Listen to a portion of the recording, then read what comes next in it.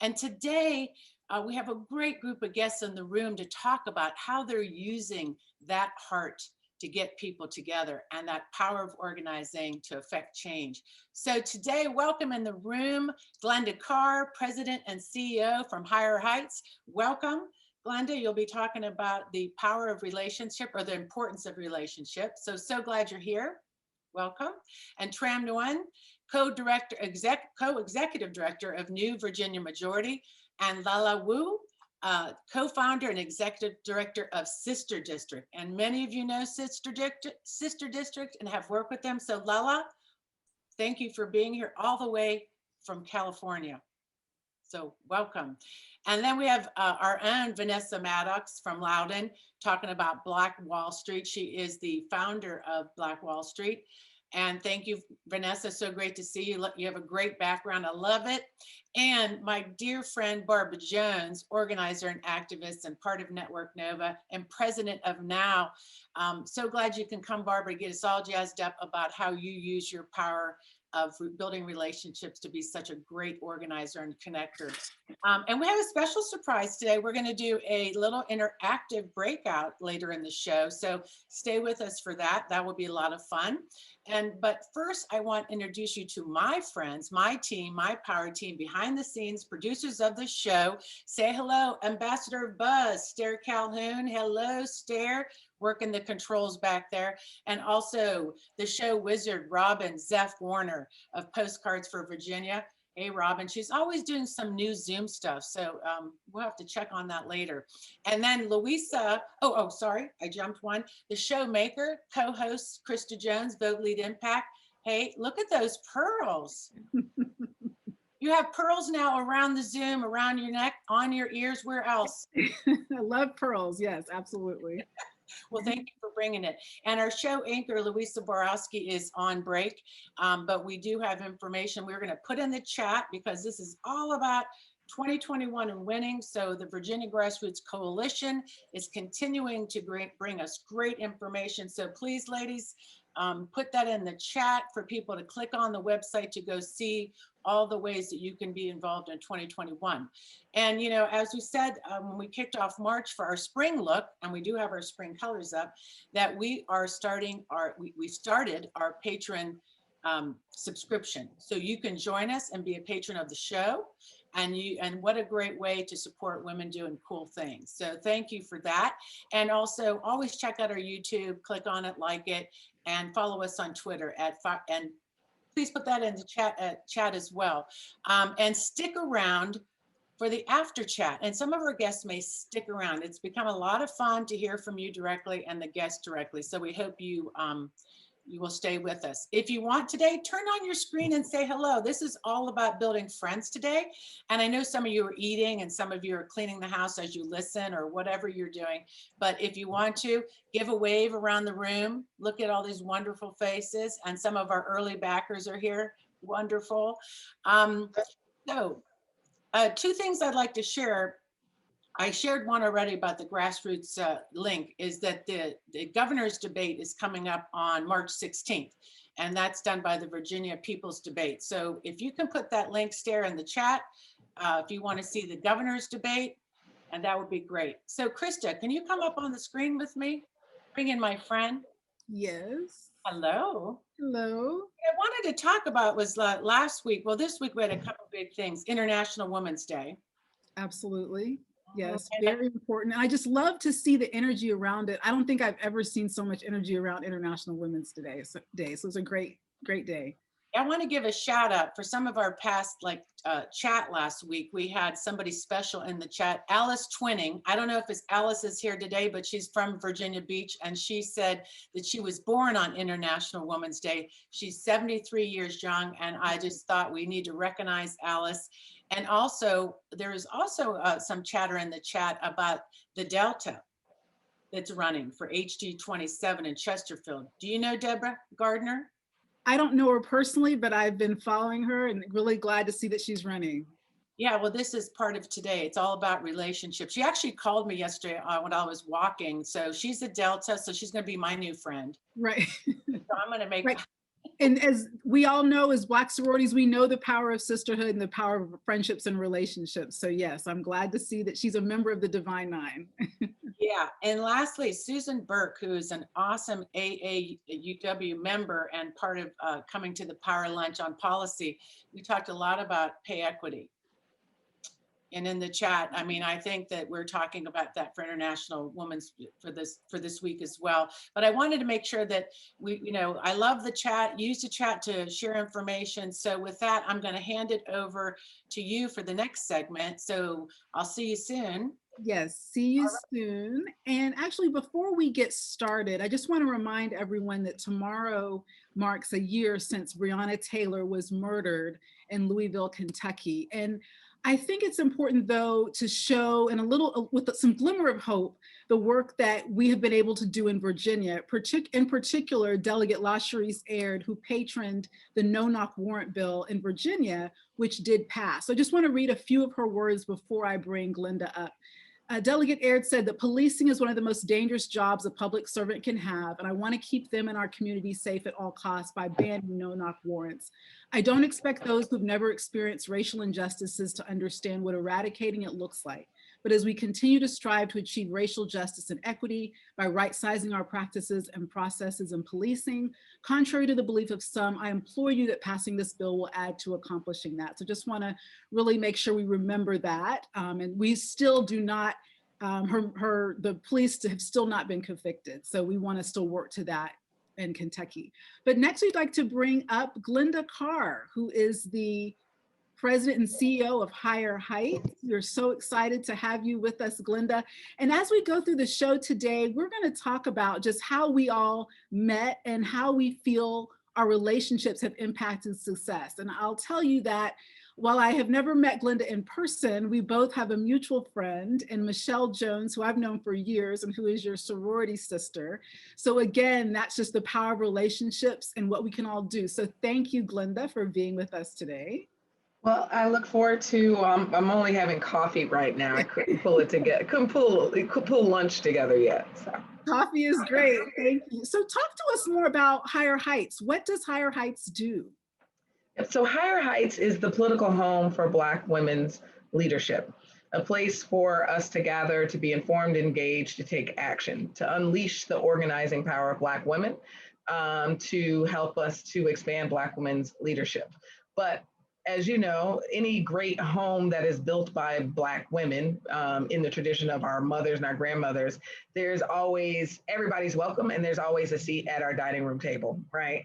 And there's always an extra plate. And so although this work is founded for and by Black women, it is an inclusive home that centers Black women's political voices, but our allies are part of this work to ensure that Black women get our return on our voting investment in the forms of policies that directly impact Black women, our families, and our communities, and that we continue to claim seats at decision-making tables.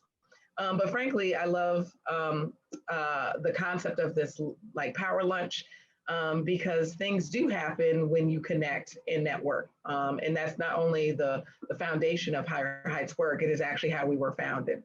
So 10 years ago, this past February, Kimberly Peeler Allen and I had coffee in a Brooklyn cafe. I've known Kimberly now for 20 years. We met on a campaign that she was working on for a now New York State Senator, and I was volunteering on. And became work colleagues, became really great friends, and I invited her to coffee. If for those who work in and around politics, you know, sometimes elections don't work out our ways, which means sometimes you find yourself trying to figure out your next steps from a career job perspective. And so I was really grappling with after the 2010 election cycles as a progressive, kind of what I wanted to spend my energy on. And I asked her to coffee to just figure out my next steps.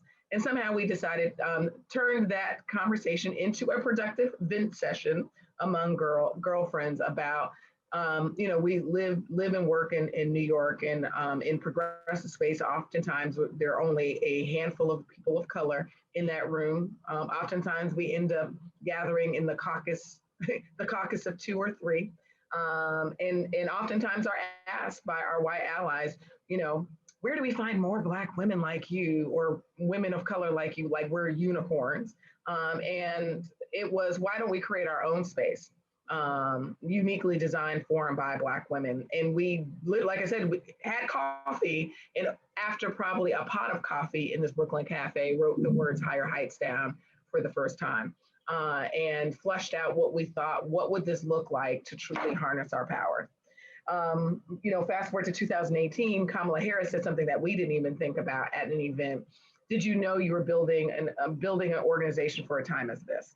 And certainly, over the last 10 years, there's been a greater understanding about the challenges that exist for Black women in our political leadership, from the voting booth to elected office, but certainly a celebration of knowing that we have been the architects of building this democracy for over a century. And so it's now about how do you actually accelerate that work? Absolutely. So powerful. It started around the table, as Robin said, it often starts around the table, around or over a cup of coffee, and look at all that you all have been able to accomplish. Just congratulations and thank you. So why was it important for Higher Heights to speak up about, or just kind of endorse in Virginia, or make a statement about what's going on with our gubernatorial race in Virginia?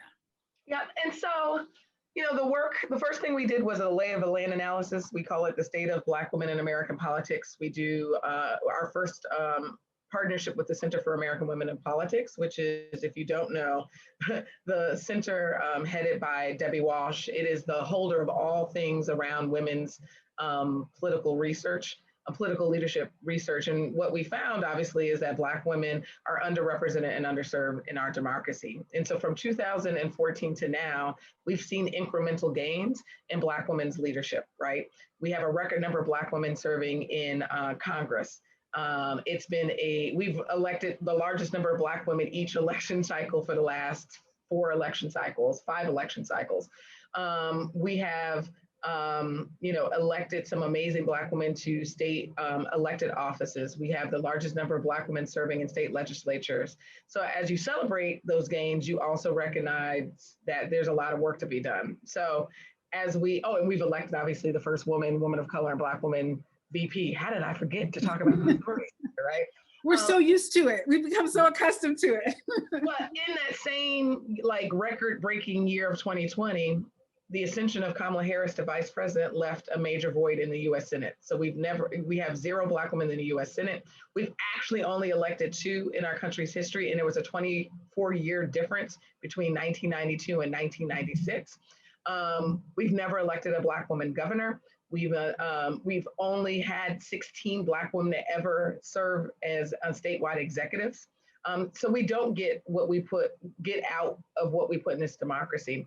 And so certainly we are on the pathway. So on International Women's Day, we put out a full-page ad in the New York Times calling out the fact that we're celebrating the gains of Black women internationally, but that the U.S., that Black women are still severely underrepresented. 0 Black women in the Senate, 0 governors, 0 Black women sitting on the Supreme Court, and clearly currently 0 Black women ever elected to president. And so what we see in Virginia is obviously what we should be seeing as it relates to women's leadership. That women's leadership and Black women's leadership, our bench is long, our bench is deep, and that we are absolutely in the spirit of what Shirley Chisholm once said is, you can't make progress. You can't make progress by whimpering and complaining on the sidelines. You make progress by implementing ideas. And so we see more Black women running for office. And so you see in Virginia, you have, 2 Black women, running for the highest office in that state, who are uniquely qualified, right? Who come with different types of lived experiences, that Black women aren't a political monolith, right? They have different visions and different pathways for their leadership and for their visions for the country, the state, and in this democracy, and that they are pulling together in different ways, support, raising money, that they are viable candidates. I have a whole thing that we could talk about, Krista, about what people believe is viable. But that's a great conversation. what electable is, and certainly that shows the possibilities of Black women and frankly women's leadership. That this is, as much as our organization is founded on that it's Black women, right? But it is actually that it doesn't have to just be one. That is up to supporters and voters to just determine which one is more closely aligned to their values. So we're excited about the possibilities of what Virginia looks like, because that is the blueprint for the rest of the country. Well, thank you, because I know a lot of us have been working hard for years in Virginia to get us to the point where we are today. So thank you so much. So as we wrap up, how can someone support Higher Heights? Yep. So again, the political home is open to everybody. And so one, it is the partnership of how do we take the innovation of what is happening in Virginia and duplicating that across the country. Our work beyond 2020 is accelerating this work, but we are stronger together. So we're a membership-based organization. So we certainly want you to be involved, higherheightsforamerica.org. And we look forward to being engaged and how do we take this work to higher heights. Absolutely. Well, thank you so much, Glynda. It's been great talking to you about relationships and Higher Heights and getting more Black women involved. So thank you for all of your work. Yes, thank you. Thank you. I have to say, Krista, when you were talking about the governor there, I was like, that's what we talked about this morning. And we are just really interested in this dynamic of these women running and how we want to support them. So I think we should have Higher Heights back on and let's dig deeper on this. Absolutely. It's a fascinating conversation. It's just interesting because you think for years you're kind of told there's a way to be or way to go, and then everything changes. Yeah. No, I think, this is, it would be great to have a female governor and a woman of color and a first, and we would love to do it. And so let's do that. I hope Glynda will come back, and we will, with that, we're gonna move on to our next session about organizing in Virginia. And I do love Tram. Tram is here. I do love Tram. We all love Tram, but Tram Nguyen is here from New Virginia Majority. She came back from Georgia all rested up, I hope. You were on the ground down there. And so when we're talking about organizing in Virginia, you really got to see some stuff done in Georgia that we're interested in. But today we really want to talk about the heart. And with Lala Wu, if we can bring Lala on from Sister District. And I love to talk to you both together because I'm interested too, if you're friends, and when we talk about the heart of this and organizing, and just like Glynda said from Higher Heights, that sometimes women meet in a coffee shop and the world changes. So, but first, so people know what your mission is. I'll start with Tram and then Delilah. Tell us about your mission, your organization. Just briefly give us the tee up on that, and then we'll get into business. Great, thanks, Catherine, and thank you all so much for having me. It's a pleasure to finally be able to join you all for a power lunch conversation. I'm glad we were able to make this work. So for folks who aren't familiar with our organization, we started almost 15 years ago in Virginia to do what I call power building work. And it was frankly in response to a lot of the conditions at the time. If folks remember, back in 2006, there was a huge effort to pass comprehensive immigration reform at the federal level, and it didn't pass despite having huge bipartisan support. And part of our analysis was because we weren't this new American majority, right? New Americans, immigrants, people of color, were not exercising and showing our force politically as much as we should. And if you look at the demographics of Virginia, it has changed so much. I'm a lifelong Virginian. I grew up here, and I remember in first grade, just 30 some years ago, my classmates debating in front of me whether I was Black or whether I was white, because back then only 1% of Virginians was foreign born. You fast forward to today, and that number is 1 in 7. But demographics isn't destiny, and so unless we're organizing this new electorate, this rising American majority, and we're giving them political homes, then we're not going to be exercising our political power.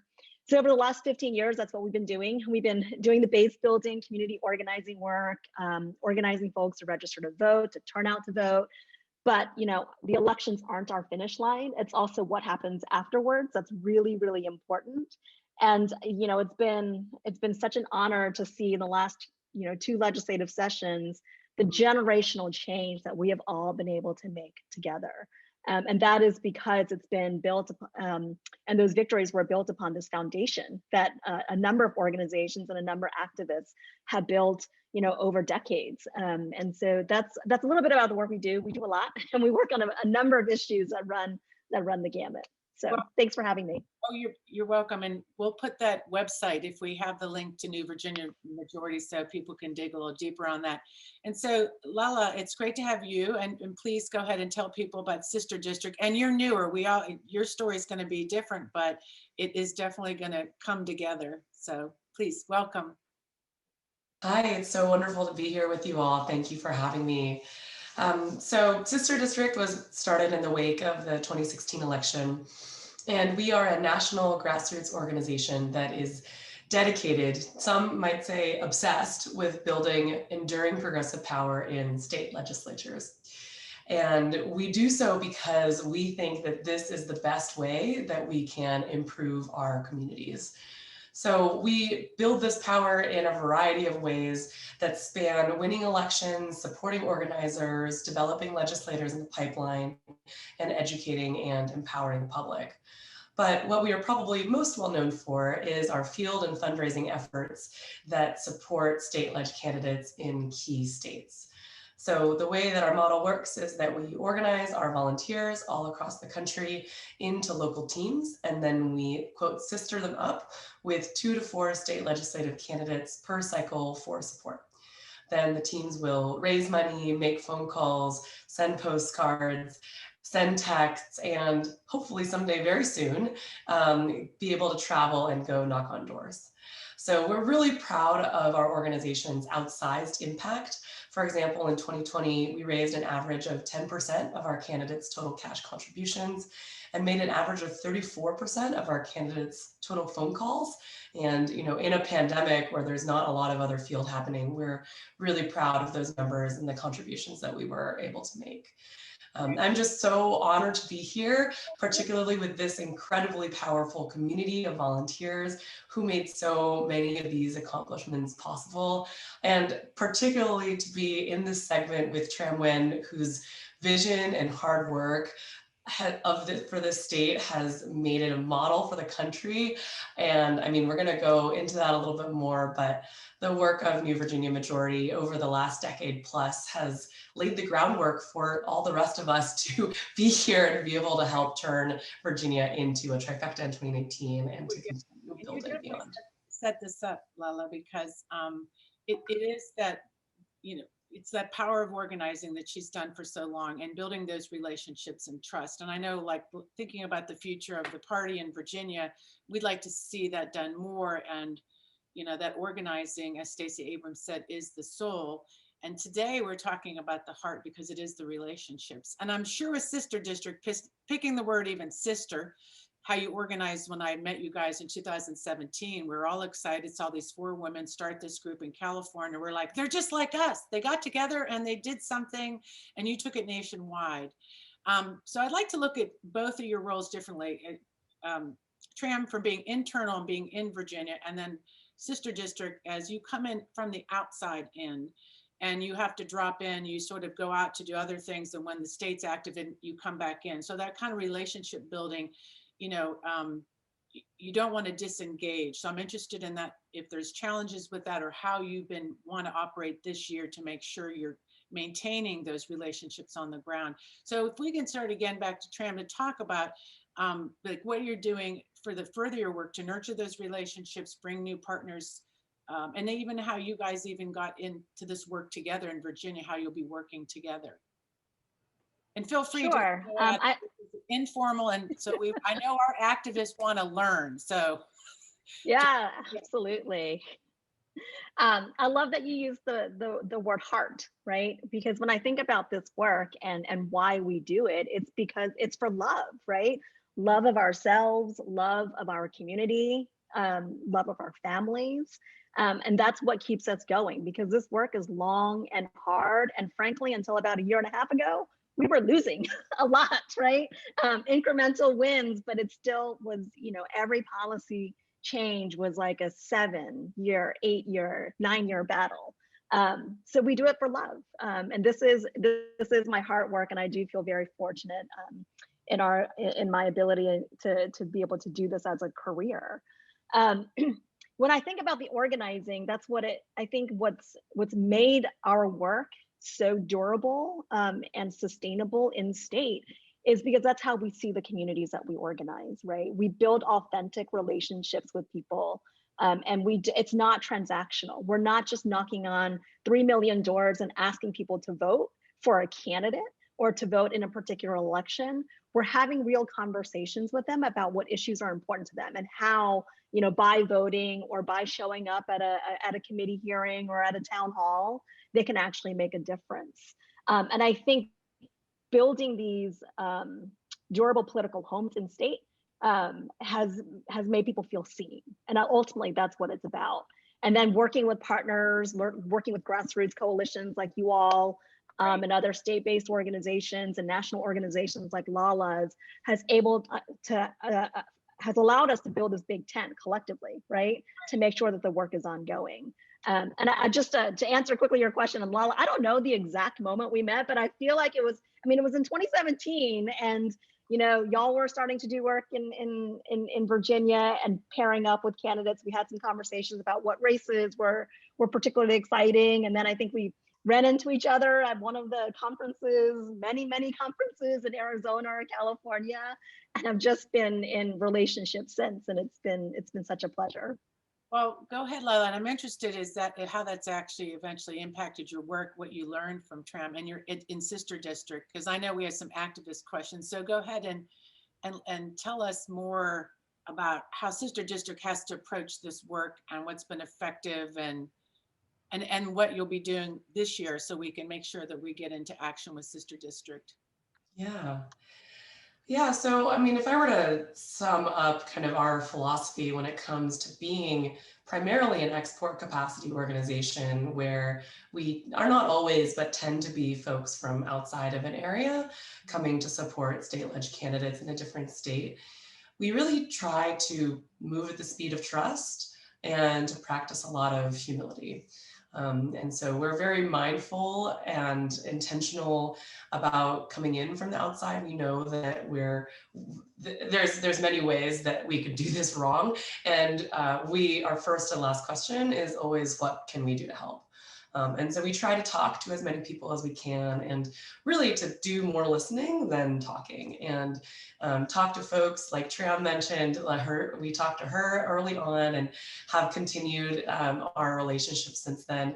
We also talk to grassroots folks, like all of you who are hosting this call, and we talk to party folks, everybody, candidates, staffers, et cetera, to really get a handle on what we can do that is the most useful for a place and how we can be most supportive.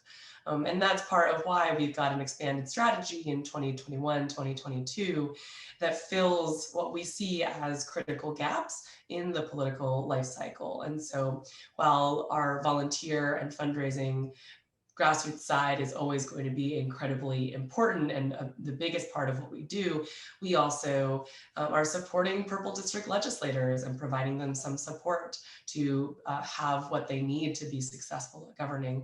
We're starting a program called Future Winners to identify exceptional candidates who lost but who should run again and who need that support. And we'll talk about it perhaps in a little bit. I'm most excited about our State Bridges program, which we'll get into a bit. But in terms of relationships, I also can't remember the exact moment that Trev and I met, but I feel very, very grateful that we've had the opportunity to be in person and to be on Zoom many different times and to collaborate. And I have really learned so much about Virginia and about, I think Tram has been just such a powerful national messenger on this idea that organizing takes time, and we've seen it. I think it's started to break more into the mainstream this year with Georgia and Arizona, but Tram's amazing op-ed from the New York Times when Virginia flipped in 2019 is one that we refer our volunteers to, and my friends and just contacts all the time, as this is the case. This is why we need to invest in this long-term work, because the electoral and wins are fun and exciting, and they're very, very critical to support these candidates. We have to have strong campaigns, but you need all of it. Well, great, because I think you'll be able to stay for the after chat, so we'll get more into that. The one thing I know that in getting into what is going to be different, I know one of our activists, Joanne, sent a question in from HRI, Joanne Collins, about we know we worked together in 2017, and what is going to be different from there to from the 2017-2019 cycle till today? What are you doing? Anything different that we should know about or expect? Not to give away our secret to anybody, and I'm teasing, but do you have anything this year that you'll be doing a little differently? Yeah, in terms of, there's a lot of things that are going to be the same, that we are going to continue to have that approach of following the lead of folks on the ground, of identifying great candidates, asking them what they want us to help them with, and then just doing those things. You know, we don't try to force any particular type of help down anyone's throat. We say, what do you need from us? And then we try to provide that. I would say that one thing that's a little bit different about 2019 is, and we've always done this, but we're going to have quite a bit of emphasis on incumbents this year, just to make sure that we really protect them. We know that we are in a great position now, but elections happen all the time, which means that things can always change. And so we have a very strong, we'll have a strong incumbent program this year. Yeah, I mean, Virginia is just going to be all eyes again on us, because we have so, the statewide races are going to be so interesting. And Tram, I'll have you wrap this section up so you guys can stay. I know we have a few more guests that are coming up, but in the sense of the State Bridges program, what is that? And can you talk a little bit about that?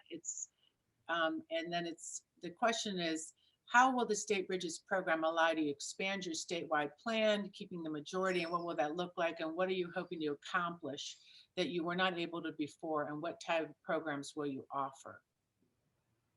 So I will take a stab at it, but the State Bridges program is really Lala's program. But we are proud to be, but we are proud to be a partner in the State Bridges program. So I mean, I think what Lala and her team is doing, which is phenomenal, is, they've expanded their pairing of sister district chapters and volunteers directly with candidate campaigns to now also in partnership with state power building organizations. And so I think they recently announced about 5 power building organizations in Virginia, Georgia, Florida, Arizona, and one more, I can't remember. Texas, that's right. How can I forget my dear friends at TOP? Love them. So, and they're matching folks, which, as an organization that's in state that has done a great job of power building in state, and, I've got a lot of relationships nationally as well. The national grassroots network that Sister District has, that they have brought to the table, is exposure for our organizations in general in all of these states, right? And it's expanding our ability to get our message out and to let folks know that when we think about power building blocks, it really is at the state level. That's where a lot of action's happening, and that's where the levers of power are.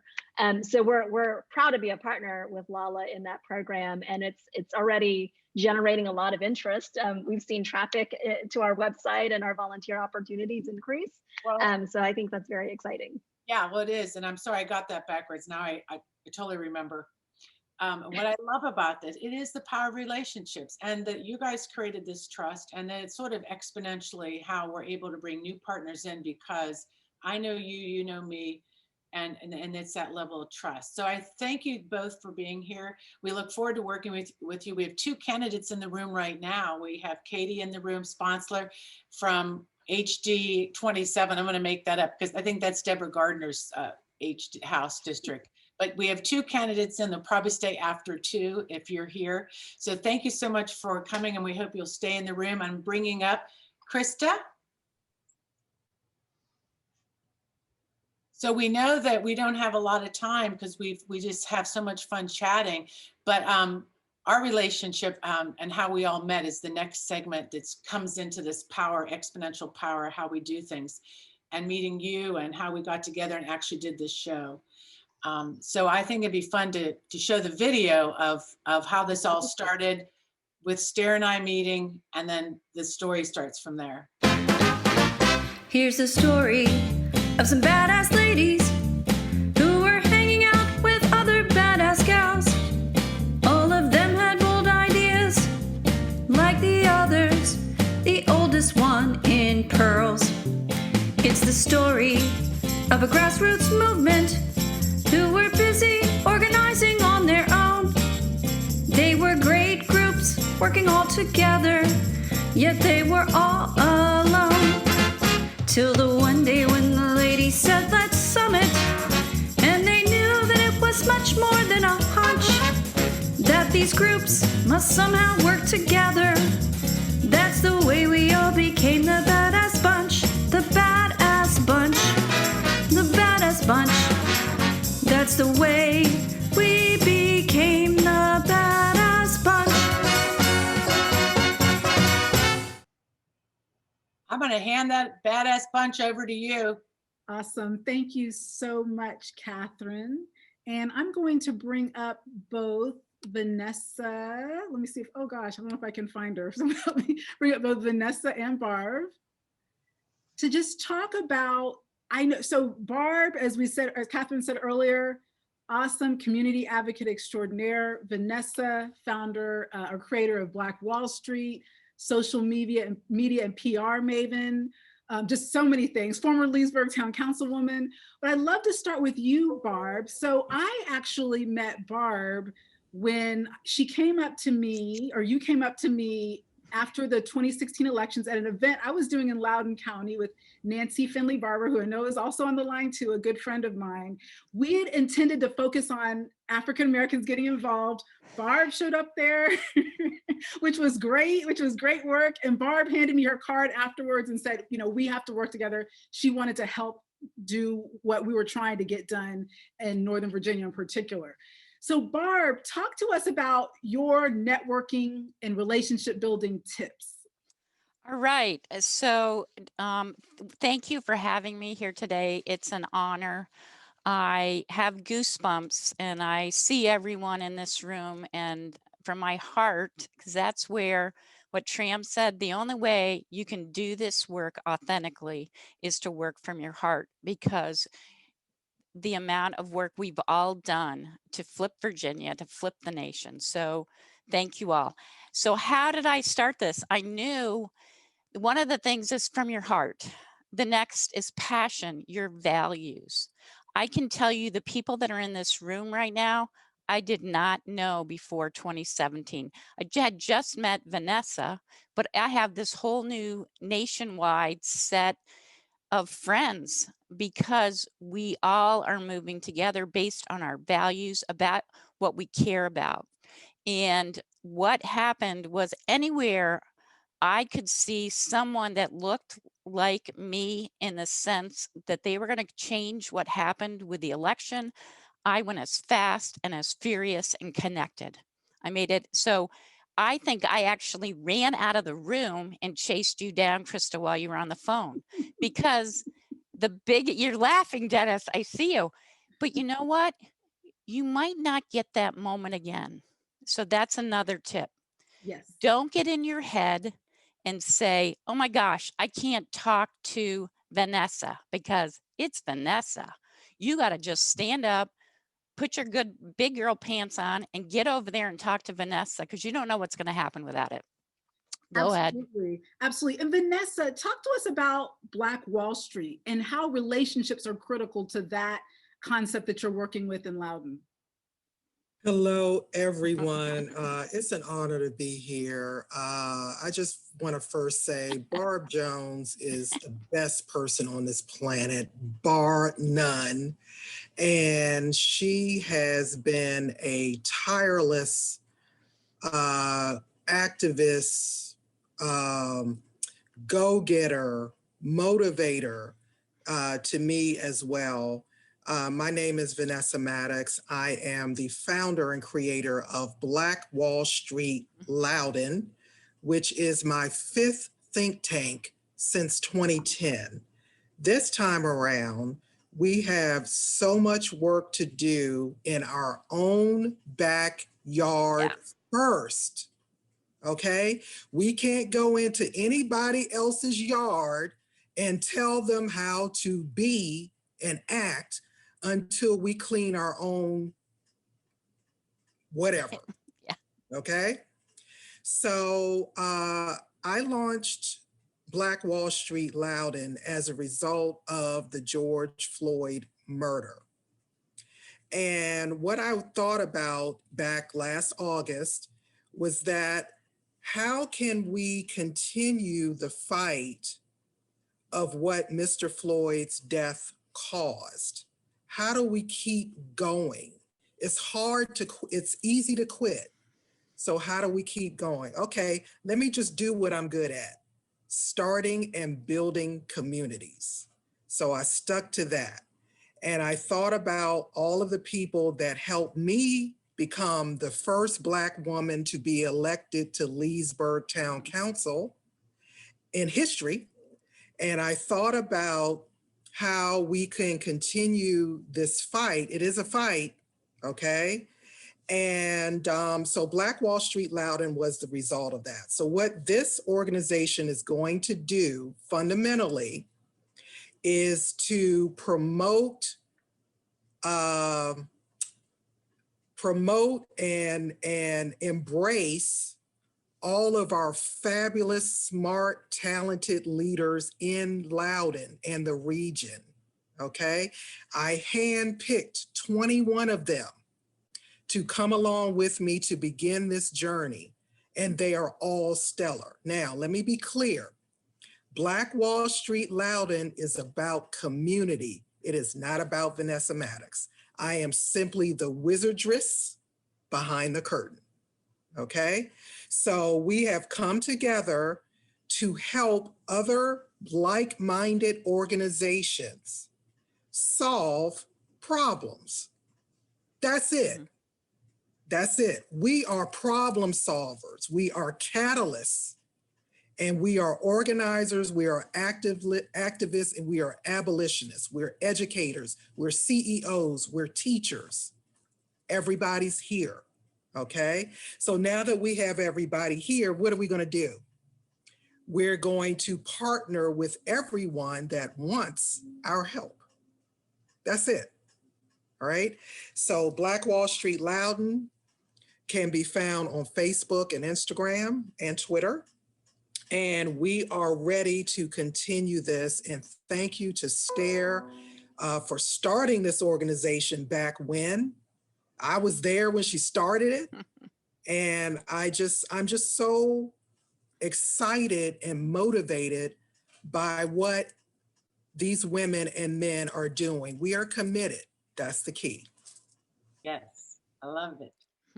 No, it's true. And I love it, Vanessa. When I think about you, it was because Barbara, that's how I got to meet you. And she would be like, oh, every once in a while you would do these shows from your van. So I was like, this woman is so cool and fun and so interesting, so powerfully speaking about what was on your mind and heart. And then when you ran for office, we all came out to Loudoun, all of us. You did.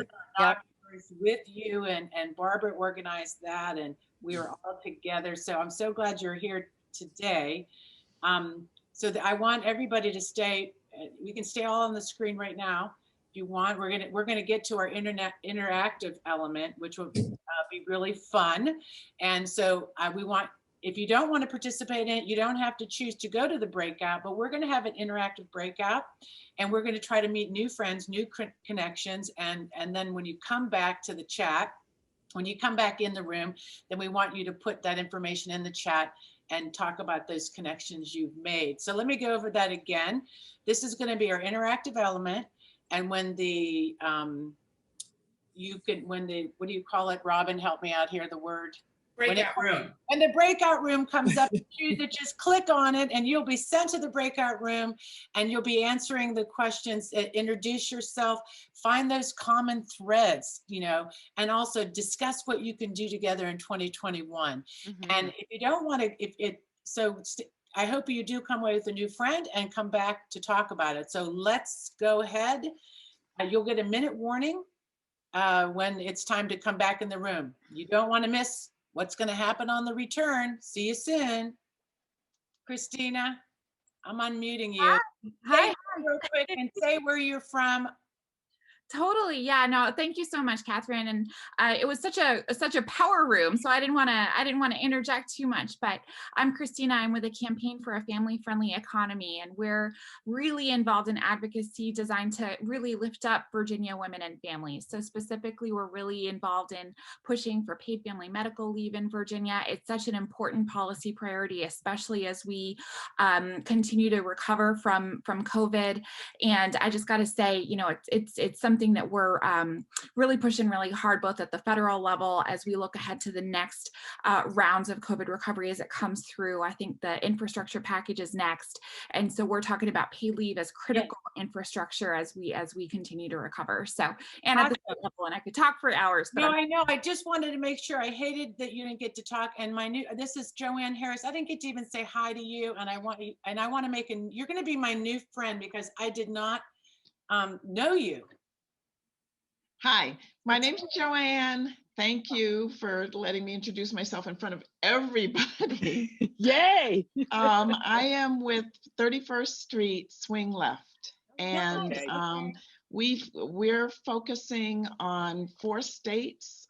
Virginia is one of them, so we've got one team that's allotted just to Virginia, and we're in the process of putting together our agenda and figuring out what organizations we're going to partner with and what candidates we're going to support. So yeah, you are a power. I mean, 31st Street, you have a rep. Everybody wants to meet with you, right? I mean, well, and we want to meet with everybody. Yeah, we really you have do. Candidates in the room. So when I saw you there, I had to laugh. I was like thinking I was talking to a small group, and then all of us were like, oh, I'm so anyways. And when I saw you there, I'm like, we have to say hi. So this is our new connection.